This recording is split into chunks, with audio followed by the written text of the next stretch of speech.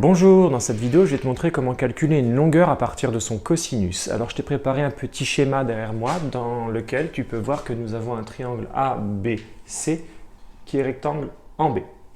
Nous connaissons dans ce triangle le côté AC qui est égal à 6. Nous connaissons également la valeur de l'angle CAB qui est égal à 40 degrés. Et nous souhaitons déterminer dans ce triangle le côté AB en vert.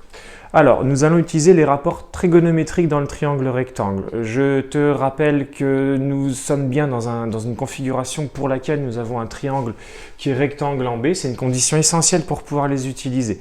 Ces rapports trigonométriques nous permettront de déterminer soit le cosinus, soit le sinus, soit la tangente dans ce triangle rectangle. Alors, pour déterminer quelle relation nous allons devoir utiliser, nous utiliserons la méthode casse-toi. Alors, dans un premier temps, nous allons déterminer les données que nous connaissons dans l'énoncé. Nous connaissons la longueur AC qui constitue l'hypoténuse. Nous connaissons également l'angle CAB qui est égal à 40 degrés. Et par rapport à cet angle, nous souhaitons calculer ce que l'on appellera le côté adjacent. C'est bien le côté qui va toucher l'angle. Si on rassemble toutes ces données, et je te présente en haut à droite la méthode casse-toi, on voit que comme nous connaissons le côté adjacent et l'hypoténuse, on va utiliser la première syllabe CAH qui lie le cosinus au côté adjacent que je vais diviser par l'hypoténuse. C'est ce que je vais écrire juste en dessous. Donc je vais avoir besoin de calculer le cosinus de l'angle CAB qui est égal au côté adjacent que je vais devoir diviser par l'hypoténuse. Si je me réfère à la figure plus haut, je vois que le côté adjacent constitue le côté AB que je cherche, que je vais devoir diviser par le côté AC, l'hypoténuse. Une fois que cette expression est écrite, je vais devoir remplacer par les données que je connais. Donc nous connaissons la valeur de l'angle CAB qui est égale à 40 degrés. Le côté AB, c'est ce que nous cherchons. Je vais le mettre en vert, c'est ce que nous souhaitons calculer. Que je vais diviser par le côté AC. Alors le côté AC qui est égal, lui, à 6.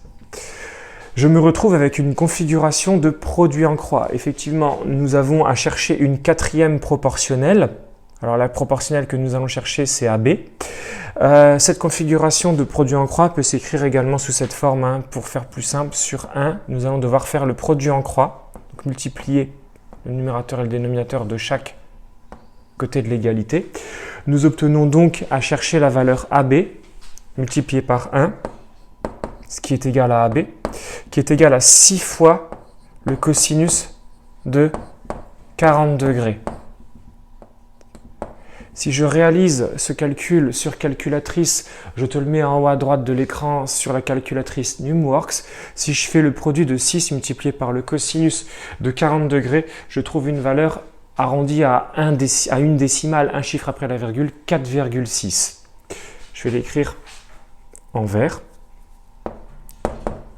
Nous avons donc déterminé la valeur de AB qui est égale à 4,6. Je vérifie qu'elle est inférieure à la valeur de l'hypoténuse, ce qui m'oriente vers une réponse qui soit d'autant plus vérifiée. N'oublie pas sur ta calculatrice de vérifier qu'elle est dans les icônes dans menu paramètres, qu'elle est bien sur unité d'angle en degrés.